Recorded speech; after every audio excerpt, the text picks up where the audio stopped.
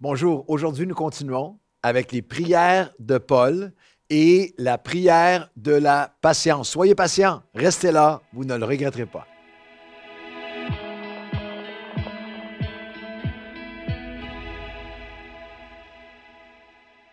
Bonjour à tous et bienvenue à votre café matinal. Je vous félicite d'être là. Si vous étiez là au dernier café matinal, d'être assez patient pour endurer, pour recevoir, pour écouter. Regardez un deuxième café matinal sur la patience.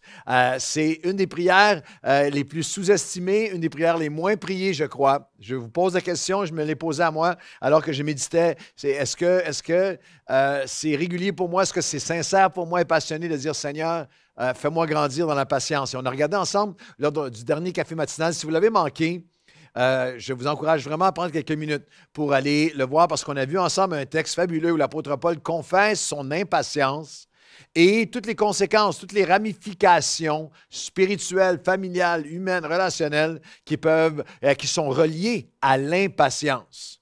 Le fruit de l'esprit, c'est la patience. Alors, nous avons besoin d'en comprendre toutes les conséquences si on veut vraiment chercher et prier et comprendre les conséquences de l'impatience, mais comprendre aussi toutes les conquêtes, toutes les richesses, toutes les couronnes spirituelles de la patience. Et lorsqu'on regarde ensemble, il y a plusieurs textes, j'ai mentionné qu'il y avait 50 fois dans l'Ancien et Nouveau Testament où on a des prières de patience. C'est une marque, si vous faites la liste des qualités des héros de la foi, il est toujours dit d'eux, c'est immanquable qu'ils ont cette dynamique de patience. Lorsque vous traversez l'Épître aux Hébreux, Hébreux 6, Hébreux 12 qui décrit la foi, et Hébreux 11, les héros de la foi, il y a toujours la dynamique de patience, qui est parfois traduit par persévérance ou endurance. En anglais, on traduit endurance. C'est ça, un terme peut-être plus adapté à notre vocabulaire moderne. C'est littéralement la résilience, la capacité de rester avec Dieu, de s'accrocher, de croire, d'être confiant, de fonctionner avec confiance malgré l'attente. C'est la foi dans l'attente. On a souvent mal compris le fait qu'une des manifestations les plus puissantes de la foi, c'est la patience. Les gens qui ont, comme pasteur depuis toutes ces années, des gens qui ont une grande foi, mais qui s'éteint, une foi qui abandonne, une foi impatiente, ne comprennent pas, ce n'est pas une véritable foi. Hébreux 6.12, en sorte que vous ne vous relâchiez point. On parle de persévérance, d'endurance, de résilience, et que vous imitiez ceux qui, par la foi et la patience, Hébreux 6.12, héritent des promesses. La foi va hériter des promesses lorsqu'elle est accompagnée, assaisonnée, lorsqu'elle est fondée sur la patience. La prière pour la patience. Alors, on regarde ensemble un texte magnifique dans 1 Thessaloniciens. On va regarder à deux textes. 1 Thessaloniciens, chapitre 3, où nous avons un des endroits où Paul va prier pour la patience, puis par la suite, on va regarder à Colossiens, chapitre 1. 2 Thessaloniciens, chapitre 3. 2 Thessaloniciens, chapitre 3, lorsqu'on regarde à la prière pour la patience, au verset 5, que nous prions pour la patience parce que la patience nous redirige nos cœurs vers l'amour de Dieu. Et l'amour de Dieu redirige nos cœurs vers la patience. Que le Seigneur dirige vos cœurs vers l'amour de Dieu. Que le Seigneur dirige vos cœurs vers la patience. Je veux vous défier à prier avec moi. Priez avec moi pour que, peut-être c'est une prière que vous n'avez jamais vraiment intégrée, mais de dire, Seigneur, aujourd'hui, dirige mon cœur. Dirige mon cœur dans cette journée, à travers tout ce que je fais face. Dirige mon cœur vers ton amour et vers la patience. Dirige mon cœur vers la confiance en toi. Dirige mon cœur vers le calme, la prière pour la patience qui dirige notre cœur vers l'amour de Dieu. La prière pour la patience afin d'être délivré du malin et des hommes méchants. Dans le même texte, dirige nos cœurs vers la patience, 2 Thessaloniciens chapitre 3 et les versets 2 et 3. Afin que nous soyons délivrés des hommes méchants et pervers qui n'ont pas la foi. Le Seigneur est fidèle, il vous affermira, vous protégera, vous préservera du malin. La prière de la patience nous délivre des hommes méchants, de la méchanceté des gens et même des attaques du malin à travers des hommes, des femmes, à travers la méchanceté des hommes. Ce n'est pas que la patience nous fait immédiatement cesser les attaques. cesser l'opposition, cesser l'attaque des hommes méchants, la perversion des hommes méchants envers nous, des paroles d'accusation, d'outrage, de diffamation, d'injustice, de propos qui nous dénigrent. Ce n'est pas que la patience fait tout arrêter instantanément, mais la patience vient calmer nos cœurs, vient fortifier nos cœurs, vient littéralement nous rappeler, nous ramener non seulement à l'amour de Dieu, mais à la fidélité de Dieu qui vous affirmera et vous préservera du malin.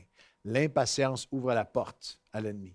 Ouvre la porte par impatience à un cœur qui devient agité, un cœur qui... J'ai vécu à travers toutes mes années de ministère et c'est assez particulier parce que parfois, dans les saisons, plus les années passent et plus l'influence est là, plus il y a un fruit, plus nous accomplissons des choses qui, je crois, amènent la gloire à Jésus, amenons des âmes à lui, bâtissons son royaume. Le plus grand commandement et la plus grande commission qui s'accomplit, tu vas aimer ton Dieu de tout ton cœur, toute ton âme, tout ton esprit, et tu vas faire des disciples. Le plus grand commandement, la plus grande commission s'accomplit, tu vois Dieu agir, et là, tu as une attaque d'hommes méchants, une attaque de calomnie, une attaque en personne, une attaque en ligne, une attaque d'une façon ou d'une autre. Et l'impatience peut nous amener à un état de frustration tel, de sentiment d'injustice, mais par la patience de Dieu, Seigneur, dirige mon cœur vers ton amour, vers ta patience, vers cette persévérance, vers cette confiance qui vient m'affermir et me protéger. La troisième, la prière de patience qui dirige nos cœurs vers l'amour de Dieu. La prière de patience pour nous délivrer du malin et des hommes méchants. La prière de patience afin de discerner le désordre qui peut être devenu dangereux dans notre vie par l'impatience. Que le Seigneur dirige vos cœurs, verset 5 de 2 Thessaloniciens 3, vers l'amour de Dieu, vers sa patience. Nous vous recommandons, frères, au nom de notre Seigneur Jésus, de vous éloigner de tout frère qui vit dans le désordre et non selon les instructions que vous avez reçues, car vous savez vous-même, comme il faut nous imiter, nous n'avons pas vécu parmi vous dans le désordre. C'est très profond.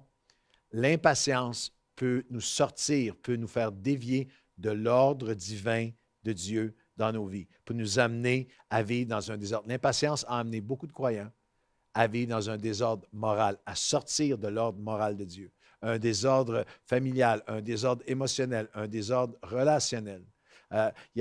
Où je suis sorti des commandements de Dieu, de l'ordre de Dieu, de ce que Dieu avait préparé pour moi. J'avais perdu l'ordre de la chronologie, le développement de la volonté de Dieu dans ma vie. L'impatience nous sort de l'ordre de Dieu. La prière pour la patience, afin de discerner. Dans mon impatience, je suis en train de sortir de la volonté de Dieu. Dans mon impatience, je suis en train de sortir de l'ordre. Je suis dans une saison de désordre. Il y a des gens qui sont des gens qui ont vécu divorce, séparation, des gens qui sont célibataires, des chrétiens. Vous êtes maintenant dans un désordre au niveau de votre sexualité, au niveau de vos relations intimes, au niveau de toutes sortes de relations toxiques dans lesquelles vous êtes engagés. Et la racine, c'était l'impatience. Vous êtes éloigné d'une confiance en Dieu, de laisser vos cœurs se diriger avec confiance vers l'ordre que lui avait établi. J'ai donné ma vie au Seigneur à l'âge de 17 ans. Je me suis marié à l'âge de 25 ans. Et entre l'âge de 17 ans et de 25 ans, j'ai gardé un témoignage d'intégrité. Je me suis gardé humainement, sexuellement, au niveau relationnel, je me suis gardé pour celle qui était pour devenir mon épouse. Et c'est seulement avec ce renouvellement de la patience. Est-ce que c'est des années faciles? Non. Mais il y a une patience qui est là, qui te garde dans l'ordre divin de Dieu. La prière de patience afin de discerner. Et l'impatience peut te sortir de l'ordre de Dieu dans plein d'aspects de ta vie. Il y a plein de gens qui sont dans l'endettement financier comme chrétiens parce qu'ils sont dans l'impatience. L'impatience. Je veux avoir ça tout de suite. Je veux avoir cette auto-là, cette voiture-là, ces vêtements-là, ces gadgets-là, cette maison-là. Je veux avoir ça. Je veux avoir ce statut. Je veux avoir dans l'impatience, l'endettement, le poids. Je suis sorti de l'ordre de Dieu. L'impatience qui a amené plein de chrétiens dans des choses pyramidales, dans toutes sortes de schemes, où ils se sont mis le doigt dans des engrenages destructifs parce qu'il faut que ça aille vite, je veux m'enrichir rapidement. L'impatience est beaucoup plus profonde dans ses effets que vous pouvez imaginer. Alors, la prière de la patience, parce que j'ai pris la prière de la patience qui dirige mon cœur vers l'amour de Dieu, qui me permet de discerner le désordre, les désordres dangereux. La prière de la patience qui doit littéralement déterminer et définir ma marche avec Dieu. Colossiens 1, 9 à 11. Le verset 11, il dit, afin que vous soyez fortifiés à tous égards par sa puissance glorieuse, pour que vous soyez toujours et avec joie persévérants et patients. Pour que vous soyez toujours persévérants et patients. Et c'est littéralement la prière de patience qui doit devenir un déterminant de ma marche avec Dieu.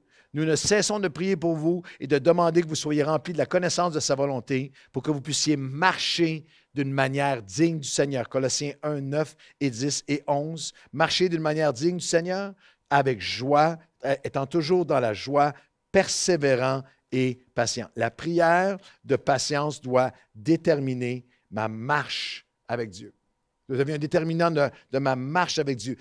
On n'a pas souvent pensé à ces termes-là, mais marcher pour Dieu de façon digne de Dieu, marcher dignement de Dieu et marcher dans la patience, marcher dans la confiance. L'impatience m'amène à des endroits où je vais marcher d'une manière indigne de Dieu. La prière de patience va me permettre de dominer sur le découragement. Littéralement, dans Colossiens chapitre 1, va me permettre de dominer sur le découragement. C'est pour cela, nous aussi, depuis le jour que nous avons été informés, nous ne cessons de prier pour vous, demander que vous soyez remplis de la connaissance de sa volonté, toute sagesse, intelligence spirituelle, pour marcher d'une manière digne de Dieu, fortifiés à tous égards, afin que vous soyez dans la joie. Non seulement ce qu'elle va me permettre, lorsqu'on regarde à Colossiens chapitre 1, non seulement ce qu'elle va me permettre d'être fortifié, de littéralement dominer sur le découragement au verset 11, fortifié à tous égards par sa puissance pour que vous soyez dans la joie, persévérant et patient. Mais c'est la prière pour la patience qui va me rendre capable, qui va me permettre qui va me donner accès à mon héritage en Christ. Littéralement, la prière avec persévérance et patience, Colossiens 1, 11 et 12. Rendez grâce au Père qui vous a rendu capable d'avoir part, de posséder votre héritage. Alors, comment est-ce qu'on développe cette patience? Il faut commencer et ne pas cesser de prier la prière de la patience. L'apôtre Paul dit, c'est pour cela, nous aussi, que nous ne cessons de prier. Je crois qu'il y a une majorité de croyants qui n'ont jamais même commencé à prier pour la patience. Alors aujourd'hui, voulez-vous commencer avec moi? On va prier, Seigneur, maintenant. Je veux prier que tu me fortifies dans la patience. Dirige mon cœur vers ton amour et ta patience. Il faut commencer et ne pas cesser de prier pour la patience. Il faut une croissance dans la connaissance de Dieu. C'est intéressant. C'est pour cela aussi que nous ne cessons de prier Dieu pour vous, Colossiens 1, et de demander que vous soyez remplis de la connaissance, la sagesse et intelligence spirituelle, la connaissance de Dieu. Je dirais de cette façon. L'enfant impatient qui crie à l'instant où il ressent la faim, c'est une marque de l'enfance, un enfant tout naissant qui, dans son impatience, crie parce qu'il ne connaît pas encore la fidélité de celui qu'il aime, de celle qui va le nourrir, de celle qui va prendre soin de lui. C'est alors que je grandis. Ceux qui sont, le croyant qui, même après des années, est impatient, démontre son ignorance de la nature de son Dieu. La connaissance, l'intelligence spirituelle qui m'amène à une patience parce que je sais que Dieu, toute chose concourt au bien. Sa souveraineté, son omnipotence, son omniscience, ses plans parfaits, ses œuvres, lorsque je ne vois rien, je suis patient parce que je connais mon Dieu. Il faut commencer et ne jamais cesser de prier pour la patience. Il faut une croissance dans la connaissance de Dieu. Il faut une nouvelle compréhension que l'impatience peut m'amener à marcher indignement de Dieu. L'impatience porte ses fruits indignes dans ma vie, mais que la patience m'amène à marcher d'une manière digne de Dieu et que la patience a aussi ses fruits extraordinaires dans ma vie. Et il faut nous consacrer à cette communion qui va nous rendre capables. Dernier verset, « Rendez grâce au Père qui vous a rendu capable d'avoir part à l'héritage, que vous soyez toujours avec joie, persévérants et patients. » Et aujourd'hui, Seigneur, nous prions la prière de patience qui va nous rendre capables de posséder l'héritage que tu as préparé pour nous. Nous prions, dirige nos cœurs vers la patience, vers ton amour. Nous prions, Seigneur, avec tout un discernement de qui tu es. dans la connaissance et l'intelligence spirituelle, la sagesse de la connaissance de notre Dieu, nous pouvons être patients. Et nous prions parce que c'est seulement toi qui peux nous rendre capables.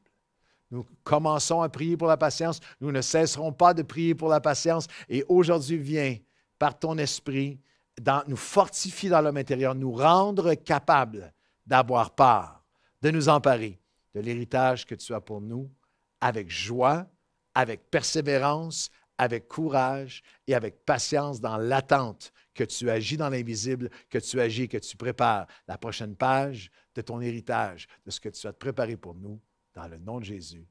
Amen et Amen. Bonne journée à tous.